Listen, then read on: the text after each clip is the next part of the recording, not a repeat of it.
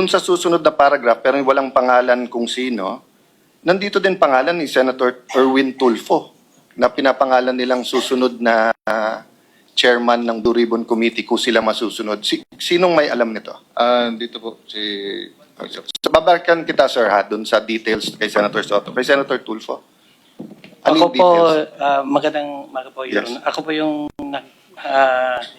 involved doon kay Senator Erwin Tulfo.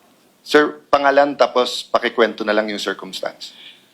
Ako po, sir, si Bernard Gumban. Bali po, nakapag-deliver po ako doon kay Senator Erwin Tulfo ng 2 beses. Yung una po, 2 maleta, tapos yung pangalawa po, 6. Ano yung 2 maleta? Anong size? Maliit na po, small tsaka medium siguro. Small. Ano ulit naman ng small?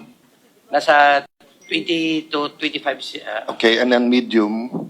Yung medium po. Ay, medium ata yung 20 to 25, no? Tama ba? Maliit po. Yung small po, Okay, tapos yung medium. nasa 40 to 50. Okay, so ang dineliver mo is from 60 to 70. Okay. Tapos yung pangalawang beses po, Your Honor, 6 na malita na po. 6 na gano'ng kalaki? Halo-halo po.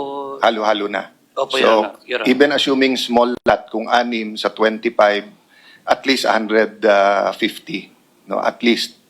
Oo. Yes, Your Honor. Saan ang first at saan yung second delivery? Dito sa may bahay niya po, Your Honor, dito sa Green Hills. Green Hills. Paano nyo alam na bahay niya yun? Tinanong ko po si Mark Tiksay